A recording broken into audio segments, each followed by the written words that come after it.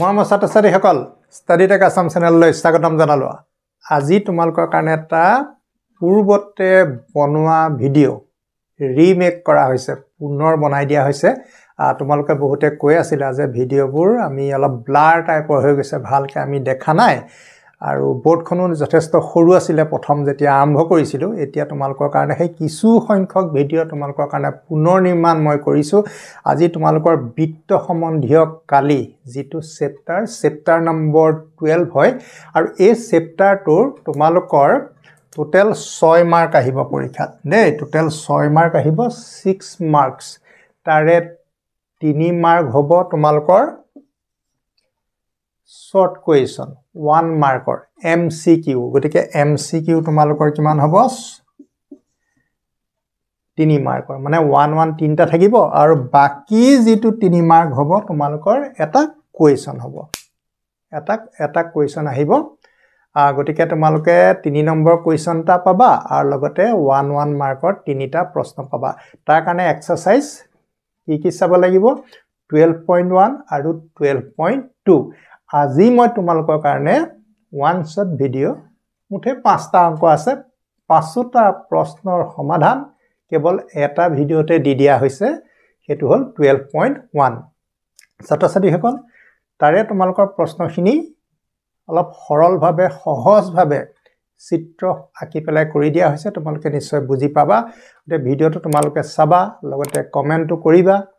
আৰু পিছৰ ভিডিঅ' যিবিলাক তোমালোকে পাবলৈ ইচ্ছা কৰিছা, নতুনকৈ ছাত্ৰ-ছাত্ৰী যিসকলে আমাৰ লগত জইন কৰিছে, ভিডিঅ' চাইছে, কমেণ্ট দি আছে যে আমুক লাগে তামুক লাগে, সকলো ভিডিঅ' তোমালোকৰ কাৰণে মই প্ৰয়োজন অনুসাৰে বনাই থাকিম। কিন্তু তোমালোকে ভিডিঅ'বোৰ পাই থাকিবৰ কাৰণেই চেনেলটো ছাবস্ক্ৰাইব কৰি ল'বা, লগতে কমেণ্টটো মই আশা কৰিলোঁ, আৰু বন্ধু বান্ধৱৰ লগত শ্বেয়াৰো কৰিবা, আৰু শেষত কিন্তু লাইক এটা দিবলৈ নাপাহৰিবা। এতিয়া তেনেহ'লে আমি পলম নকৰি ভিডিঅ'ৰ কাম আৰম্ভ কৰোঁ। ছাত্ৰ-ছাত্ৰীসকল, আমি এতিয়া বিত্ত সম্বন্ধীয় কালিৰ চেপ্টাৰ যিটো 12 হয়, তাৰে আমাৰ এই অনুশীলনীটোত 5টা প্ৰশ্ন আছে। প্ৰথম প্ৰশ্নটো তোমালোকৰ আছে 1 নম্বৰত কিছুমান। ইয়াতে কৈছে যে দুটা বৃত্তৰ ব্যাসাৰ্ধ যথাক্ৰমে 19 চেণ্টিমিটাৰ, 19 চেণ্টিমিটাৰ আৰু 9 চেণ্টিমিটাৰ। এটা বৃত্তৰ ব্যাসাৰ্ধ নিৰ্ণয় কৰা যাৰ পৰিধি বৃত্ত দুটাৰ পৰিধিৰ সমষ্টিৰ সমান। এতিয়া আমাক দুটা বৃত্ত দিয়া আছে, আৰু বৃত্ত দুটা আমাক ব্যাসাৰ্ধ দিয়া আছে। আমি এই 19 চেণ্টিমিটাৰ ব্যাসাৰ্ধযুক্ত, 9 চেণ্টিমিটাৰ ব্যাসাৰ্ধযুক্ত বৃত্ত দুটাক লগাই পেলাই আমি আৰু নতুন এটা বৃত্ত পাম, আৰু সেই বৃত্তটো আমাৰ পৰিধিটো বিচাৰিছে। ঠিক আছে, আমি মোটামুটিভাৱে দুটা বৃত্ত আঁকি লৈছোঁ, ভাবি লৈছোঁ যে এই বৃত্তটোৰ ব্যাসাৰ্ধ 19 চেণ্টিমিটাৰ, আমি এইটো বৃত্তৰ ব্যাসাৰ্ধ R1 দিছোঁ। এই নেক্সট বৃত্তটোৰ ব্যাসাৰ্ধটো অকণমান সৰুকৈ আঁকিছোঁ, যিহেতু 9 দিয়া আছে, গতিকে R2, আৰু যিটো ব্যাসাৰ্ধ আমি উলিয়ামগৈ সেই বৃত্তটো নিশ্চয় এই দুটা বৃত্তৰ পৰিধি, হয় নহয়, লগ লাগি পেলাই এই ডাঙৰ পৰিধিটো পাইছোঁ। গতিকে সেই পৰিধি যেতিয়া ডাঙৰ হ'ব, ব্যাসাৰ্ধও ডাঙৰ হৈ যাব, আৰু সেই বৃত্তটোৰ ব্যাসাৰ্ধ আমি কেপিটেল R দিছোঁ, যিহেতু একেবাৰে আটাইতকৈ ডাঙৰ বৃত্ত এইটো। গতিকে তোমালোকৰ এতিয়া সমাধানটো কেনেকুৱা হ'ব? পৰিধি মানে বুজি পাইছানে? ঘূৰণীয়া বক্ৰৰেখাডালৰ কথা কৈছে, আৰু এই ঘূৰণীয়া বক্ৰৰেখাডালৰ কথা কৈছে। এই দুইডাল বক্ৰৰেখা যদি লগাই দিওঁ, লগাই দিয়াৰ লগে লগে আকৌ এটা নতুন বক্ৰৰেখা পাম, মানে বৃত্ত পাম, যিটোৰ পৰিধিডাল আগৰ দুটাৰ যোগফলৰ সমান হ'ব, আৰু সেই ক্ষেত্ৰত ব্যাসাৰ্ধ কিমান হ'ব তোমালোকক সুধিছে। এতিয়া ধৰি লোৱা আমি পাইছোঁ, যিহেতু বৃত্তৰ পৰিধি ফৰ্মুলাটো তোমালোকৰ আছিলে 2 পাই r। এইটো তোমালোকৰ মনত আছে নিশ্চয়, বৃত্তৰ পৰিধিৰ ফৰ্মুলাটো কি? 2 পাই r। এতিয়া তোমালোকে চাবা, আমাৰ প্ৰথমটো ব্যাসাৰ্ধ কিমান? R1, হয় নহয়? গতিকে সেই বৃত্তটোৰ ব্যাসাৰ্ধৰ পৰিধি কিমান হ'ব? 2 পাই R1। এই r ৰ ঠাইত আমি লিখিছোঁ R1। ছেকেণ্ড বৃত্তটো আমি পৰিধি উলিয়াম 2 পাই, ইয়াত আমি ব্যাসাৰ্ধটো কি লিখিছোঁ? ছবিটো আঁকি দিলে যেনিবা কিছুমান কথা নিলিখিলেও হয়, গতিকে আমি R2 বুলি লিখিছোঁ। আৰু ডাঙৰ বৃত্তটোৰ আমি যেতিয়া পৰিধি উলিয়াবলৈ যাম, তাৰ আমি পাম 2 পাই কেপিটেল R। ঠিকে আছে, আমি ব্যাসাৰ্ধ বুজাবলৈ যিহেতু আমি R আখৰ ব্যৱহাৰ কৰোঁ, R ৰ পৰিৱৰ্তে প্ৰথমটো বৃত্তৰ R1 দিলোঁ, R2 দিলোঁ, আৰু এইটো ডাঙৰ কাৰণে কেপিটেল R দিলোঁ। ইয়াত একো নাই, তুমি এইটো R3 দিব পাৰিবা। ঠিক আছে, গতিকে দুয়োফালে তুমি এটা 2 পাই কমন লোৱা, 2 পাই কমন ল'লে ব্ৰেকেটৰ ভিতৰত R1 প্লাছ r2 এইফালেও 2 পাই ক্যাপিটেল R উভয় ফালৰ পৰা তুমি 2 পাই কেনসেল কৰি দিয়া 2 পাই কেনসেল কৰি দিয়া লগে লগে r1 আৰু r2 তোমালোকৰ থাকি গল আৰু ইপিনে থাকিলে ক্যাপিটেল R এটা r1 মানে কি r1 মানে তোমাৰ 19 সেন্টিমিটাৰ গতিকে তুমি ইয়াতে 19 লিখিবা এটা r2 মানে কিমান এটা 9 সেন্টিমিটাৰ গতিকে r আৰু ওলোটাকে যদি আমি লিখো r = 19 9 কিমান হ'ব 28 সেন্টিমিটাৰ আমি ইয়াতে লিখিব পাৰো যত r1 টোৱে কি বুজাইছে 19 সেন্টিমিটাৰ বুজাইছে r2 টোৱে কি বুজাইছে 9 সেন্টিমিটাৰ বুজাইছে আৰু ক্যাপিটেল R টো আমাৰ কাৰণে কি প্ৰশ্নবোধক চিন তাৰমানে এটো আমি নিৰ্ণয় কৰিব লাগে ছাত্ৰ-ছাত্ৰী সকল তোমালোকৰ প্ৰথম প্ৰশ্নটোৰ সমাধান হৈ গল গতিকে আমি নতুন বৃত্তটোৰ যদি আমি পৰিধি যেটো আমাৰ বাঢ়ি গল বাঢ়ি যোৱা কাৰণ আমি ব্যাসাৰ্ধটো বাঢ়ি যাব তে ব্যাসাৰ্ধ আমি কেনেকৈ পাম যে আগৰ ব্যাসাৰ্ধ দুটা যোগ কৰিলে নতুন যেটো পৰিধিযুক্ত বৃত্ত তাৰ আমি ব্যাসাৰ্ধ পাম ঠিক আছে এটা সহজ প্ৰশ্ন তাৰ পিছত তোমালোকৰ আন এটা প্ৰশ্ন আছে একে ধৰণৰ কিন্তু ইয়াতে তোমালোকৰ কি কৈছে যে বৃত্তৰ ব্যাসাৰ্ধ 8 সেন্টিমিটাৰ এইটো বৃত্ত তোমালোকৰ ব্যাসাৰ্ধ আমি ধৰি লৈছো r1 ইয়াৰ ব্যাসাৰ্ধ 8 সেন্টিমিটাৰ নেক্সট বৃত্তটোৰ ব্যাসাৰ্ধ আমি ধৰি লৈছো r2 ইয়াৰ ব্যাসাৰ্ধ 6 সেন্টিমিটাৰ এইটোতকে এইটো অলপ কিছু সৰুকে কিছু যেহেতু ইয়াৰ ব্যাসাৰ্ধ বেছি আছে ইয়াৰ ব্যাসাৰ্ধ কমকে আছে গতিকে প্ৰথমটো ডাঙৰ দ্বিতীয়টো সৰু বা তুমি যেনেকৈ নে আকা এইটো এটা মেটাৰ নকৰে যে তুমি সমানে আঁকিব লাগিব সৰুকে আঁকিব লাগিব এইটো মোটামুটি ভাৱে তোমালোকৰ এইটো আঁকি ললেই হ'ল আৰু এইটোৰ ব্যাসাৰ্ধ তুমি নিৰ্ণয় কৰিব লাগে কৈছে না বৃত্তৰ ব্যাসাৰ্ধ নিৰ্ণয় কৰা ঠিক আছে ইয়াতে আমি এটো কি লিখিলো ক্যাপিটেল R লিখিলো তেনেহলে আমি এটা কথা জানো যে বৃত্তৰ কালি ফৰ্মুলাটো তোমালোকৰ কি আছিল বৃত্তৰ কালি যদি বৃত্তৰ ব্যাসাৰ্ধ r হয় বৃত্তৰ কালি ফৰ্মুলাটো হ'ব পাই r স্কয়াৰ এটো তোমালোকে জানা যে বৃত্তৰ কালি ফৰ্মুলাটো হ'ল পাই r স্কয়াৰ এতিয়া তোমালোকক কি লাগিব আমি বৃত্তৰ কালি ইয়াৰো উলিয়াম আৰু দুইটা কালি লগ লাগিলে হয় নহয় সেই ইয়াৰো বৃত্তৰ কালিটো বাঢ়ি যাব আৰু সেই ক্ষেত্ৰত বৃত্তৰ কালি বাঢ়ি যোৱাৰ লগে লগে ব্যাসাৰ্ধৰ কি পৰিৱৰ্তন হ'ব হেতু আমাক লাগে এটাকে পাই r1 স্কয়াৰ হ'ব যেহেতু এটা r1 আছে আমি r থাকিলে r লিখো যেতিয়া r টো ৰিপ্লেস কৰিছো r1 A r1 square pi r2 square equal to pi r square to capital R যেহেতু এইটো বৃত্ত এই দুটা বৃত্তৰ কালি লগ লাগি এইটো বৃত্ত হৈছে গতিকে ইয়াৰ আমি ব্যাসাৰ্ধ ক্যাপিটেল R ৰ মান নিৰ্ণয় কৰিব লাগিব এটা তোমালোকে চোৱা দুইফালে আমি যদি পাই কমন লওঁ এটো তোমালোকৰ r1 স্কয়াৰ এটো হ'ব r2 স্কয়াৰ ঠিক আছে এপিনে হ'ব পাই r স্কয়াৰ উভয় ফালৰ পৰা আমাৰ ধ্ৰুবক পদ পাইটো কটা গল এতিয়া আমি কি কৰিম এটা r ৰ মানটো আমি পাতিব লাগিব r ৰ মানটো ইয়াতে মই যেটো চিত্ৰটোতে লিখি দিছো গতিকে কিমান হ'ব 8 স্কয়াৰ আৰু এটো r ৰ মান r2 মানে গতিকে এটো হ'ব 6 স্কয়াৰ আৰু এটো হ'ব ক্যাপিটেল R স্কয়াৰ এটো তোমালোকে পালা 8 স্কয়াৰ মানে হ'ল 8 পূৰণ 8 মানে 64 6 into 6 36 this is capital R square ঠিক আছে গতিকে তোমালোকে যোগমাখবোৰ এতিয়ালৈকে ঠিকমতে পালা এতিয়ালৈকে এটো যোগ কৰিলে কিমান হ'ব 100 এটো হ'ব ক্যাপিটেল R স্কয়াৰ এতিয়া যেহেতু r ৰ ওপৰৰ দুইটো আমি অতৰালে আমি r ৰ মানটো পাই যাম ঠিক আছে আমি স্কয়াৰত আমি মানটো নলিয়াম তে দুইফালে তুমি পজিটিভ স্কয়াৰ ৰুট লোৱা ধনাত্মক বৰ্গমূল ক্যাপিটেল R স্কয়াৰ আৰু এইটো তোমালোকে জানা যে 10 পূৰণ 10 কাৰণ বৰ্গমূল লব হলে দুটা সমান ৰাশিৰ পূৰণফল হ'ব লাগে আৰু এই দুইটো লগত এটো কটা যাব গতিকে মানে r থাকিব তে এইটো পেয়াৰটোৰ পৰা আমি কিমান পাম 10 পাম নহনে বাৰু গতিকে আমাৰ ব্যাসাৰ্ধ কিমান ওলালে গতিকে r equal to therefore r equal to 10 centimetre ছাত্ৰ-ছাত্ৰী সকল তোমালোকে আনসাৰ পাই গলা ইয়াতে আমি লিখিব পাৰো যে r1 মানে নুকি r1 মানে আমাৰ কাৰণে হ'ব 8 সেন্টিমিটাৰ আৰু r2 মানে হ'ব 6 সেন্টিমিটাৰ গতিকে তোমালোকে এইবিলাক প্ৰশ্ন প্ৰায় 1 মাৰ্কৰ প্ৰশ্নই হয় গতিকে তোমালোকৰ প্ৰশ্নখিনি চাবা বহুত সহজ প্ৰশ্ন গতিকে তোমালোকৰ দুইটা প্ৰশ্নৰ সমাধান তোমালোকে পাই গলা প্ৰথমটোৰ উত্তৰ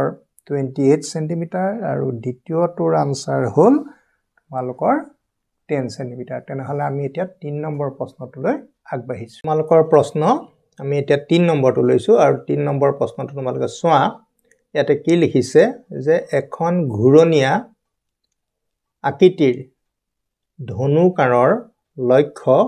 কেন্দ্ৰৰ পৰা বাহিৰলৈ 5টা নম্বৰ পোৱা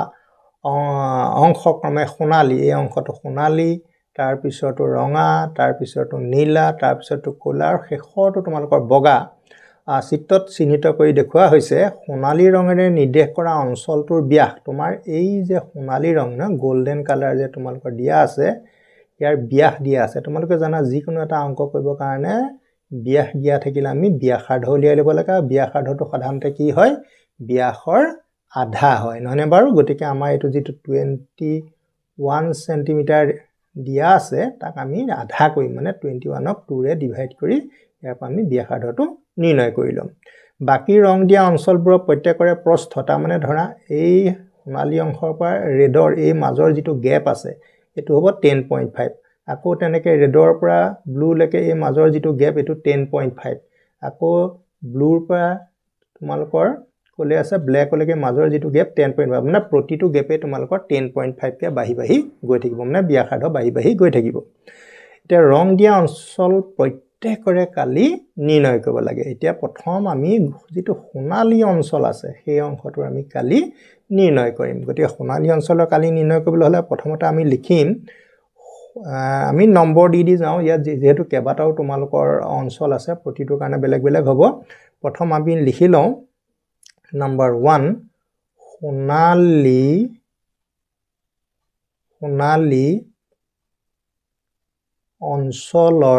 সোণালী অঞ্চল বা সোণালী পাৰ্টৰ মানে সোণালী অঞ্চলৰ ব্যাস নহয় বাৰু ব্যাস তোমালোকক কিমান দি থোৱা আছে ব্যাস দি থোৱা আছে আমি স্মল ডি ৰে ডায়ামিটাৰ বুজাইতো ঠিক 21 সেন্টিমিটাৰ ব্যাস বুজাবৰ কাৰণে এটা আখৰ ব্যৱহাৰ কৰে এটো স্মল ডি বা কেপিটেল ডি লিখে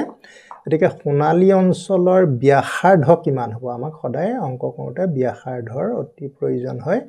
আমি আৰ আখৰটো তাত আমি দেখা পাওঁ গতিকে 21/2 আৰু দৰকাৰ হলে তুমি এটো 2 ৰে হৰণ কৰি দশমিকত লিখিলেও কোনো আপত্তি নাই বিভিন্ন জনে অংকবোৰ বিভিন্ন ধৰণে কৰে এটা সোণালী অংশৰ কালি নহনে বাৰু গতিকে সোণালী অঞ্চলৰ কালি হয় না আৰু সোণালী অঞ্চল কালি এটো যেটো বৃত্ত হয় গতিকে এটো পাই r স্কয়াৰ আমাৰ ফৰ্মুলা হ'ব পাই r স্কয়াৰ ফৰ্মুলাটো কি বুজায় বৃত্তাকাৰ অঞ্চলৰ কালি বুজায় গতে আমাৰ যেটো সোণালী অংশ দিয়া আছে এই অংশটোৰ কালিটো আমি এটো ফৰ্মুলাৰ জৰিয়তে মানে প্ৰতিটো অংশৰ কালি এটো ফৰ্মুলাৰ জৰিয়তে উলিয়াব লাগিব গতিকে আমি পাই মান কিমান লিখিম 22/7 আৰু আমাৰ প্ৰশ্ন আৰম্ভণিতে দি থোৱা আছে যে পাই ভ্যালু কিমান ইউজ কৰিব লাগিব 7/22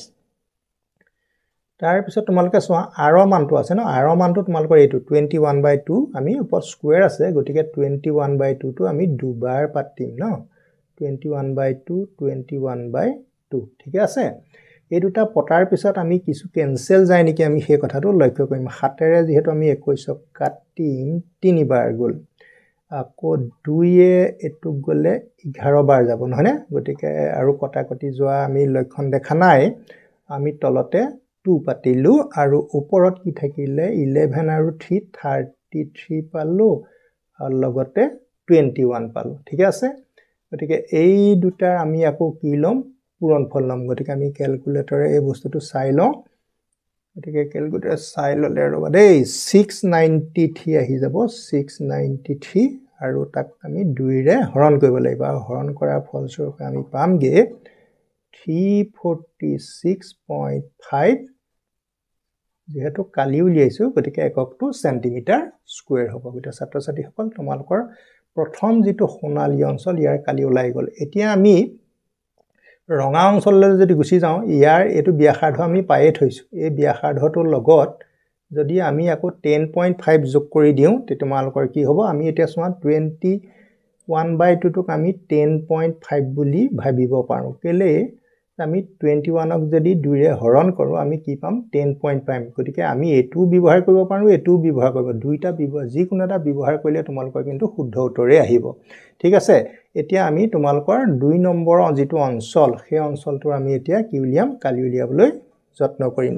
2 নম্বৰ অঞ্চলটো তোমালোকৰ কি আছে তোমালোকে দেখা পাইছা ৰঙা অঞ্চল নহনে বাৰু এতিয়া ৰঙা অঞ্চলৰ ব্যাসটো উলিয়াই লওঁ ৰঙা অঞ্চলৰ ব্যাস আমাৰ কিমান ব্যাসটো এতিয়া উলিয়াই বিশেষ লাভ নাই আমি ডাইৰেক্ট ব্যাসাৰ্ধই উলিয়াব পাৰোঁ তথাপিতো তোমালোকক দেখাই দিছোঁ যে তোমালোকে a পিনে 10.5 বাঢ়ি যাব a পিনে 10.5 বাঢ়ি যাব এই গোটেই ব্যাসডাল কিমান সোণালী অঞ্চলৰ ব্যাসটো হ'ব তোমালোকৰ 21 টো তোমালোকৰ ওলাই আছে সোণালী অঞ্চলৰ গোটেই ব্যাসডাল 21 তুমি যদি a পিনে বঢ়াই দিয়া a পিনে যদি বঢ়াই দিয়া a পিনে 10.5 বাঢ়ি যাব a পিনে 10.5 বাঢ়ি যাব গতিকে 10.5 বা আমি ছুটিকও কৰিব পাৰিলো হেতেন অলৰেডি লিখিয়ে দিয়া হল নহয় গতিকে 21 আৰু 10.5 তোমালোকৰ কিমান হ'ব 21.0 হ'ব আৰু 21 কিমান হ'ব 42 হ'ব গতিকে 42 টো তাৰ কিমান হ'ব আমাৰ ব্যাস হ'ব গতিকে ব্যাসক আমি আকৌ ব্যাসাৰ্ধলৈ নিবগে লাগিব নহয় এই ক্ষেত্ৰত r মান হ'ব 42ক 2 ৰে হৰণ কৰিলো 21 সেন্টিমিটাৰ ছাত্ৰ-ছাত্ৰীসকল তোমালোকে এতিয়া কিহৰ জোখ পালা ৰঙা অঞ্চলৰ ব্যাসাৰ্ধ পালা এতিয়া ৰঙা অঞ্চলৰ যদি ব্যাসাৰ্ধ পালা তে ৰঙা অঞ্চলত কোন সোমাই আছে ৰঙা অঞ্চল বুলি কওঁতে তাতে তোমালোকৰ ৰঙা অঞ্চল বুলি কওঁতে ৰঙা অঞ্চলৰ ভিতৰত কিন্তু সোণালী অঞ্চলটো সোমাই আছে এটা ৰঙা যোগ সোণালী হয় না গতিকে ৰঙা অঞ্চলৰ ভিতৰত সোণালীটো সোমাই আছে গতিকে আমি এটা লিখোতে কেনেকৈ লিখিম এতিয়া তোমালোকে চাবা কে লিখিম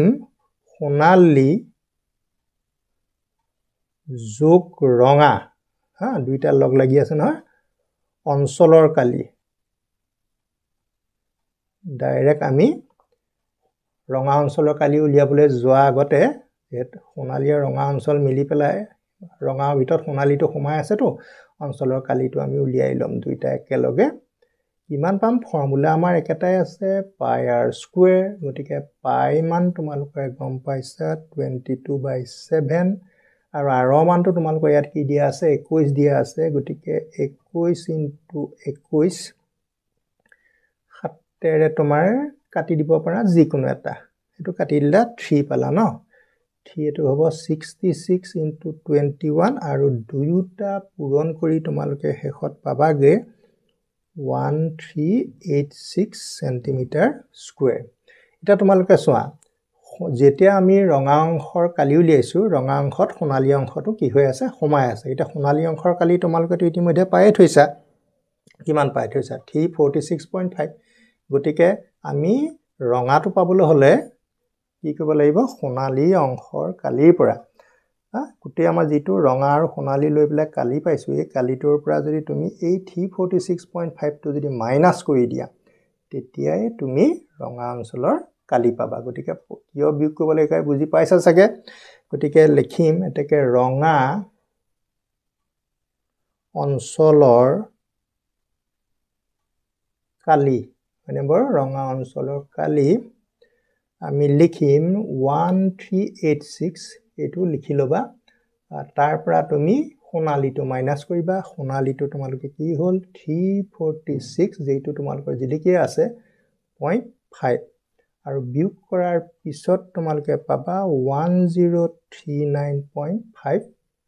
সেন্টিমিটাৰ স্কয়াৰ ছাত্ৰ-ছাত্ৰীসকল তোমালোকৰ 2 নম্বৰৰ সমাধানটো সম্পূৰ্ণ হৈছে এতিয়া আমাৰ আহি যাব ইয়াৰ পিছৰ যেটো অঞ্চল আছে ন ইয়াৰ পিছৰ যেটো পিছৰ অঞ্চল বুলি কতে আমি গ্ৰীন টুলে যাম এটা গ্ৰীন টুলে যাবলৈ হলে এবা অকমান তোমালোকৰ শৰ্টকাট মাৰিম যেহেতু আমি আকৌ এতিয়া তোমালোকৰ এই কোণৰ পৰা ইয়ালৈকে আমি 42 পাই থৈছো ন 42 আধা আমি কিমান পাই গলো 21 পাইছিলো তোমালোকৰ ব্যাসাৰ্ধ আকৌ এপিনে 10.5 আকৌ এপিনে 10.5 বাঢ়ি যাব আমি এপেনেট এটা সাইডে 10.5 বহাই দিলেও হৈ যাব হয় না ঠিক ইয়াৰ পৰা ইয়ালে তোমালোকৰ 10.5 ইয়াৰ পৰা 10.5 আকৌ ইয়ালে 10.5 হলে তুমি আকৌ নীলা অঞ্চলটো তোমালোকৰ এৰিয়াটো বা কালিটো পাই যাবা তাৰ কাৰণে ব্যাসাৰ্ধটো শুদ্ধকে উলিয়াই ল'ব লাগিব এতিয়া তোমালোকৰ আমি চাও 3 নম্বৰ অঞ্চলটো আমি কালি এতিয়া উলিয়াবলৈ যত্ন কৰোঁ দেই 3 নম্বৰ অঞ্চলটো কালি তোমালোকৰ এতিয়া মই উলিয়াবলৈ যত্ন কৰিম 3 নম্বৰ অংশটো ইয়াতে মই নিজে নম্বৰটো দি লৈছো তে নীলা অঞ্চল আমি পাইছো নীলা অঞ্চলৰ ব্যাসকে আমি নিৰ্ণয় কৰি লৈছো নীলা অঞ্চলৰ ব্যাস যেতিয়া তুমি নিৰ্ণয় কৰিবা ইয়াৰ পৰা তুমি উলিয়াই থৈছা ইয়াৰ পৰা ইয়ালৈ কিমান 10.5 তুমি 10.5 বা তুমি এই গোটেইডাল তুমি ইয়াৰ পৰা ইয়ালৈ তুমি পাই থৈছা 21 ব্যাস বুলি কৈছা নহয় গোটেইডাল ল'ব লাগিব ন তে এডাল গোটেই আকৌ তুমি ইয়াৰ পৰা ইয়ালৈ যেতিয়া লৈ ললা তেপিনে 10.5 এপিনে 10.5 তে 10.5 প্লাস 10.5 ঠিক আছে আকৌ তুমি যেতিয়া নীলালে গুছি গলা এই পিনে 10.5 বাহি গল এই পিনে 10.5 গল আকৌ তুমি 10.5 দুবাৰ লিখিব লাগিব এতিয়া নীলা অঞ্চলৰ ব্যাস কিমান হলগে এটো হল 21 এই দুটা প্লাস কৰিলে তোমালোকৰ হ'ব 21 আৰু এই দুটা প্লাস কৰিলে তোমালোকৰ হ'ব 21 ঠিক আছে যোগ কৰি চাই লবা এটো পালুগে আমি কিমান 63 গটিকে 63 টো আমাৰ হল ব্যাস গতিকে ব্যাসাৰ্ধ কিমান হ'ব ব্যাসাৰ্ধ হ'ব 63/2 আমি হৰণ কৰিব নালাগে আমি ভগ্নাংশ থাকোতে সৰলীকৰণটো কৰিবলৈ যত্ন কৰিম ছাত্ৰ-ছাত্ৰী সকল এতিয়া আমাৰ আহিব কালিটো আৰু কালিটো যেতিয়া নীলা অংশৰ কালি উলিয়াবলৈ গৈছা নীলা অংশৰ ভিতৰত কোন সময় আছে সোণালী ৰঙা নীলা এই তিনিটা অংশৰ কালি আমি একেলগে নিৰ্ণয় কৰিম ঠিক আছে তাৰ পিছতহে আমি নীলা অংশৰ কালিটো নিৰ্ণয় কৰিব পাৰিম therefore এটাকে সোণালী একদম মাজৰ অংশটো গোল্ডেন তাৰ পিছত ৰঙা তাৰ পিছত নীলা এই তিনিটা অঞ্চলৰ লগ লাগি লেহে আমি শেষত কোনটো পামগে নীলা অংশৰ অঞ্চলৰ কালি বুলি লিখি ঠিক আছে নীলা অঞ্চলৰ কালি ফৰ্মুলাটো তোমালোকৰ গমেই পাইছা পাই r স্কয়াৰ ঠিক আছে এটা পাই r স্কয়াৰ আমি যেতিয়া পাই গলো আমি এই ফালতে ইমান মানতে লিখিছো পাই মানে হ'ব 22/7 আৰু যেটো r স্কয়াৰ পাইছো তো তোমালোকৰ এটো গমেই পাইছা যে 63/2 63/2 হয় না এতিয়া আমি কটাকটি কৰিব লাগিব কটাকটি কৰিলে 7 ৰে 63 9 বাৰ যাব আৰু 2 এ টো 11 বাৰ যাব তে আলটিমেটলি আমাৰ কি থাকিলেগে তলত সংখ্যা হিচাপে আমি 2 টো দেখা পাইছো আৰু ওপৰত 9 11 99 আৰু এইপিনে পালো তোমাৰ 63 এই দুটা পূৰণ কৰি আকৌ 2 ৰে হৰণ কৰিব লাগিব কাম আছে যথেষ্ট ঠিক আছে এটো পূৰণ কৰিবা তোমালোকে 6237 তোমালোকৰ উত্তৰ আহিব আৰু শেষত 2 ৰে হৰণ কৰাৰ ফলস্বৰূপে পাবাগে 3118.5 সেন্টিমিটাৰ স্কয়াৰ গতিকে তুমি এই যে কালিটো যে পালা 3118.5 সেন্টিমিটাৰ স্কয়াৰ এটো তোমালোকৰ কি সময় আছে সোণালী ৰঙা আৰু নীলা গতিকে তুমি ইমান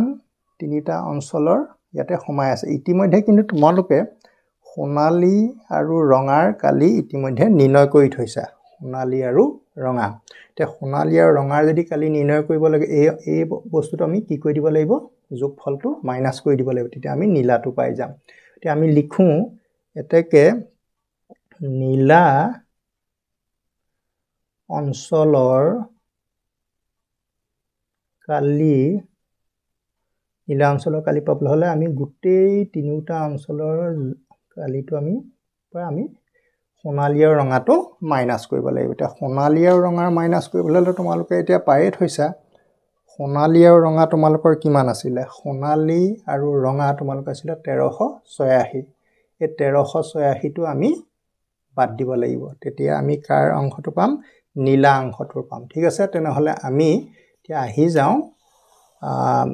ইয়াতে আমি লিখিব লাগিব 1386 মানে বাৰু কিমান লিখিব লাগিব 1386 1386 এতিয়া তুমি মাইনাস যদি কৰি দিয়া মাইনাস কৰিব সময় তোমালোকে দশমিকৰ পিছত এনেকে দি এটা 0 এটা দিলৈ মিলাই লব পাৰিবা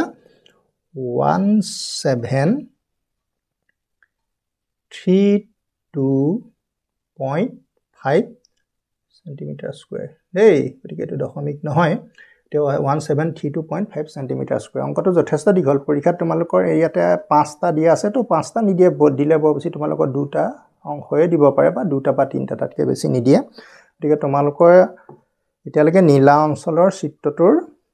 লৈকে কালি উলিওৱা কামটো সম্পূৰ্ণ হৈ গ'ল এতিয়া নীলাৰ পিছত আমাৰ কি আছে ক'লা আছে গতিকে আমি আকৌ এটা ক'লা অংশৰ কালি উলিয়াবলৈ আমি যত্ন কৰিম ক'লা অংশত কি আছে এতিয়া চাও আমি এতিয়া লিখিম এতিয়া নম্বৰ হিচাপে আমি ইয়াতে দিব লাগিব এই নম্বৰ দিম আমি 4 নম্বৰ দিব লাগিব ন 4 নম্বৰ তোমালোকৰ ক'লা অংশৰ কালি আছে ক'লা অংশৰ কালি তোমালোকে এতিয়া কি দেখাব লাগিব ক'লা অংশৰ আমি ব্যাসটো উলিয়াব লাগিব ন ক'লা অংশৰ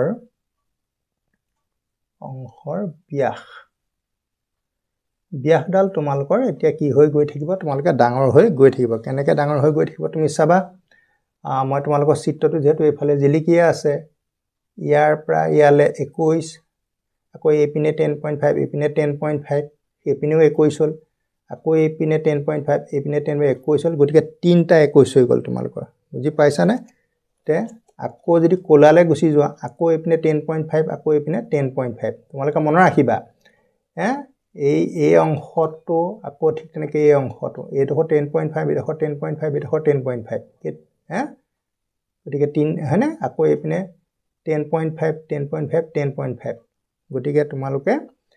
টোটাল কিমান হ'বগে এতিয়া এপিনে 10.5 এপিনে 10.5 21 আকৌ এপিনে 10.5 এপিনে 10.5 21 আকৌ এপিনে 10.5 21 আৰু মাজৰ এটোটো আছেই গতিকে তোমালোকৰ 4টা হ'বগে গতিকে কোলা অংশৰ ব্যাস হ'ব ডাইৰেক্ট কৰি দিছো দেই 21 * 4 84 সেন্টিমিটাৰ ন গতিকে ৰেডিয়াস কিমান হ'ব 84 ক 2 ৰে ডিভাইড কৰিলে 42 সেন্টিমিটাৰ এতিয়া তোমালোকৰ আহিব কালি এতিয়া তোমালোকে যেতিয়া কোলাৰ কথা কৈলা তে সোণালী ৰঙা নীলা কোলা এই গোটেই গিটা লগ লাগি পেলাই কোলাৰ ভিতৰত এইগিটা বস্তুৱে সোমাই আছে গতিকে একেলগে কালি আহি যাব মই লিখিছো অলপ তললৈ লিখিছো সোণালী যোগ ৰঙা যোগ নীলা যোগ কোলা মানে আমি শেষত সোণালী ৰঙা নীলা এই অংশটো কালি ইতিমধ্যে উলিয়াই থৈছো নহয় এটো সোণালী ৰঙা নীলা কিমান উলিয়াই থৈছো এটো উলিয়াই থৈছো তো এটো মাইনাস কৰি দিম তে ইমান ব্ৰেকেট দিছো অঞ্চলৰ কালি বুলি উলিয়াই দিম ন 4টা অঞ্চলৰ কালি একেলগে ওলাই গৈছে তাৰ পিছত এটো ফৰ্মুলাটো একেটাই আছে যেহেতু বৃত্তাকাৰ অংশ 22/7 আৰু এটো তোমালোকৰ কিমান হ'ব 42 দুবাৰ পাতিব লাগিব ন স্কয়াৰ আছে যে আৰু ওপৰত তে 7 6 গুণ 42 22 লগত 6 * 132 আৰু এপিনে থাকিব 42 ঠিক আছে দুইটা পূৰণ কৰাৰ পিছত তোমালোকৰ ওলাবগে 5544 সেন্টিমিটাৰ স্কয়াৰ ঠিক আছে এটা তোমাক লাগে কেৱল কোলা অংশৰ কালি এটাকে কোলা অংশৰ কালি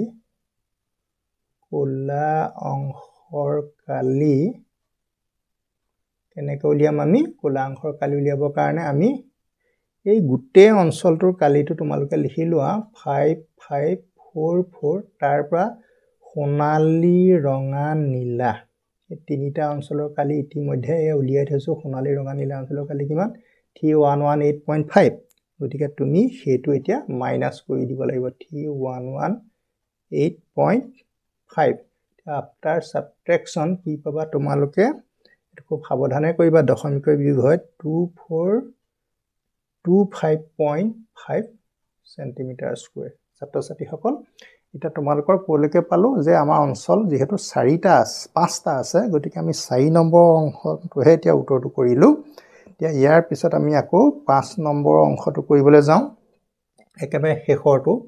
আৰু একেবাৰে শেষৰটো বুলি ক'লে সাধাৰণতে বগা অঞ্চলটোৱে হয় আৰু বগা অঞ্চলটো তোমালোকে দেখা পাইছা বগা অঞ্চল পাবলৈ হলে কেটা আমি এটো 21 আকৌ এপিনে 10.5 এপিনে 10.5 আকৌ 21 আকৌ এপিনে 10.5 আকৌ এপিনে 10.5 21 গতিকে তোমালোকে 21 * 5 হ'বগে টোটাল কাৰণ 5টা হ'ব ন 1টা 2টা 3টা 4টা 5টা গতিকে তোমালোকে এতিয়া শেষৰ অঞ্চলটোৰ আমি কি উলিয়াম ব্যাস বগা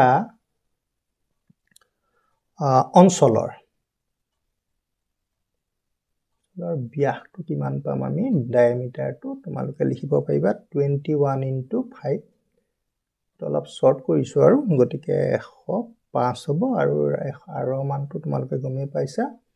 105ক 2 ৰে হৰণ কৰিব লাগিব আমি দশমিকত প্ৰকাশ কৰি দিয়া নাই আৰু কাৰণ এটো মিলি নাযায়তো গতিকে এতিয়া আমাৰ গোটেই বগা অঞ্চলটোৱে বহুত বাকি চাৰিটা অঞ্চলটোকো কি কৰি লৈছে কভাৰ কৰি লৈছে গতিকে আমি লিখিলো সোণালী যোগ সোণালী পিছত আমাৰ আছিলে ৰঙাৰ পিছত আছিলে নীলা তাৰ পিছত আছিলে কোলা আৰু শেষত আছিলে বগা এই গোটেই গিটা অঞ্চল লাগি পেলাই শেষত বগাটোৱে সিহঁতৰ মাজত ভৰাই লৈছে ন অঞ্চলৰ এটা কালি উলিয়াম ইমান অঞ্চলৰ কালি ফৰ্মুলা একেটাই আছে যেহেতু পাই আৰ স্কয়াৰ গতিকে পাই ইয়াত 22/7 আৰু মানটো তুমি পাইছা 105 আছে ন 5/2 আৰু 105/2 আছে ইয়াতে 2 টো কাটিলে তোমাৰ 11 বাৰ যাব ঠিক আছে আৰু শেষত গৈ তলত আমাৰ কি থাকিবগে বাৰু তলত সংখ্যা হিচাপে আৰু কিবা যায় নেকি 7ৰে যাব 7ৰে 7 15 105 তলত 2 থাকিলে ওপৰত 11 15 আৰু 105 গোটেই গিটা তুমি যদি ৰবা পূৰণ কৰি দিছো পূৰণ কৰাৰ পিছত তোমালোক আহিব 17325 আৰু ডিভাইড কৰাৰ পিছত তোমালোক আহিব 866.2.5 সেন্টিমিটাৰ স্কয়াৰ এটা তোমালোকে সেই আনসাৰটো পাই গলা 866.2.5 সেন্টিমিটাৰ স্কয়াৰ এতিয়া আমাক লাগে যেহেতু বগা অঞ্চলৰ কালি এটা বগাটো যদি আমাক লাগে বগাটো যদি আমি বিচাৰিছো সোণালী ৰঙা নীলা এই অংশটো তাত থাকিব নোৱাৰিব গতিকে সোণালী ৰঙা নীলা কোলা এই গোটেই অঞ্চলটো আমি 5544 পাই থৈছো গতিকে এইটো সংখ্যাটো আমি ইয়াৰ পৰা মাইনাস কৰিব লাগিব এতেকে বগা অংশৰ কালি হয়নে গতিকে অকমান আৰু জোৰাইছোগে অংকটো 866.2.5 মাইনাস তুমি হয় ওপৰত পাই অহা তিনিটা অঞ্চলৰ এই 5544 টো যদি মাইনাস কৰা ইয়াতে 0.0 এটা তুমি দি লবা তেতিয়া মাইনাস কৰিলে ভাল হ'ব কাৰণ পইণ্টৰ পিছত 5 আছে পইণ্টৰ পিছত 0 আছে যেনিবা তা বিয়োগ কৰাৰ পিছত তোমাৰ লাভ 3118.5 সেন্টিমিটাৰ স্কয়াৰ তা ছাত্ৰ-ছাত্ৰীসকল তোমালোকৰ পাঁচটা অংশৰ কালি আমি তোমালোকক সম্পূৰ্ণভাৱে উলিয়াই দিলো তোমালোকে কিন্তু অংকটো কৰিব লাগিব যথেষ্ট অংকটো দীঘল হয় কিন্তু আমি পৰীক্ষাত ইমান দীঘল অংক বা প্ৰশ্ন আমি উত্তৰ হিচাপে আমাক কৰিবলৈ নিদিয়ে কিন্তু আমি চেষ্টা কৰিম যে আমি বস্তুটো বুজি থলেই হ'ব গতিকে তোমালোকে পৰীক্ষাত আহিলে প্ৰশ্নৰ উত্তৰ কৰিবা ছাত্ৰ-ছাত্ৰীসকল 4 নম্বৰ প্ৰশ্নটো তোমালোকৰ কাৰণে লৈছো ইয়াতে পঢ়িও দিছো যে এখন গাড়ীৰ চকাবোৰ প্ৰত্যেকৰে ব্যাস 80 সেন্টিমিটাৰ যিমান আছে চকা সব সমান জোখৰে হ'ব লাগিব নহয় জানো যেতিয়া গাড়ীখনে প্ৰতি ঘণ্টাত 66 কিলোমিটাৰ দুটিত মানে গাড়ীখনৰ স্পীডটো তোমাক দি থৈছে যে পাৰ আৱাৰ 66 কিলোমিটাৰ স্পীডত গাড়ীখন যায় প্ৰতিটো চকাই 10 মিনিটত কিমানটা সম্পূৰ্ণ ঘূৰণ কৰে ঠিক আছে আমাক গাড়ীৰ স্পীড দিয়া আছে গাড়ী ব্যাস দিয়া আছে নহনে বাৰু আৰু লগতে চকা এটাই 10 মিনিটত কিমান পাক সম্পূৰ্ণ কৰিব হেতু আমি এতিয়া নিৰ্ণয় কৰি দিব লাগে এটা প্ৰথমতে আমি কি কৰিম চোৱা আমি স্পীড দিয়া আছে হয় না গতিকে গাড়ীখনৰ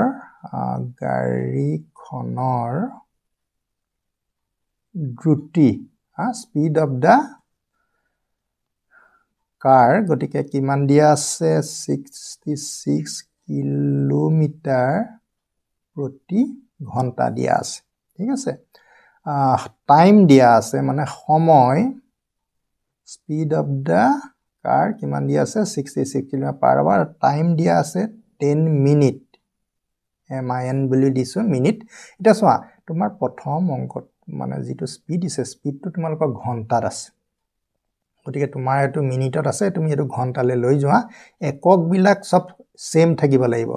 তে 60 মিনিটত 1 ঘণ্টা গতিকে 60 ৰে যদি হৰণ কৰো তেতিয়া তোমালোকৰ এটো কি হৈ যাব ঘণ্টা 00 কাটি দিলো আল্টিমেটলি 10 মিনিট মানে 1/6 আৱাৰ হয় না 1/6 ঘণ্টা ঘণ্টা বুলি নিলিখি আৰু h বুলি লিখি দিলো একো অসুবিধা নহয় তোমালোকৰ এটা তোমালোকৰ এটা কথা মনত ৰাখিবা তোমালোকে বিজ্ঞানত পাইছা সাকে যে দূৰত্ব কেনেকৈ উলিয়ায় দূৰত্ব উলিয়াবলৈ হলে তোমালোকৰ আছিলে স্পীড ইনটু টাইম বেগ পূৰণ সময় এই ৰুলটো তোমালোকৰ দৰকাৰ হ'ব দূৰত্ব কেনেকৈ পাবা দূৰত্ব উলিয়াবলৈ হলে বেগ আৰু সময়ৰ যেটো গুণফল হয় না ডিসটেন্স ইকুৱেল টু কি স্পীড ইকুৱেল টু আছিলে ডিসটেন্স বাই টাইম এই কথাটো হয় না ডিসটেন্স বাই টাইম এটো টি হয় সৰি এটো টি হয় তে s আৰু t এনেকে হয় না এটিকে স্পীড উলিয়াইছো s speed equal to distance by time এতিয়া স্পীডৰ লগত টাইম মানে বেগৰ লগত সময় পূৰণ কৰিলে আমি কি পাম ডিসটেন্স পাম গতিকে এটো আমি বিজ্ঞানৰ পৰা পাইছো তে বেগ কিমান বেগ হল 66 আৰু সময় হল তোমালোকৰ 1/6 এ পাহাই দিছো এটো কাটি দিলে কিমান হ'ব 11 কিলোমিটাৰ হা 11 কিলোমিটাৰ তে 11 কিলোমিটাৰটো যদি আমি এতিয়া কি কৰিব লাগিব চোৱা এটা দুটা গুৰুত্বপূৰ্ণ কথা তোমালোকৰ ইয়াতে হৈ আছে যে ইয়াতে সকাৰ ব্যাসটো তোমালোকৰ সেন্টিমিটাৰ আছে কিন্তু সেন্টিমিটাৰ আছে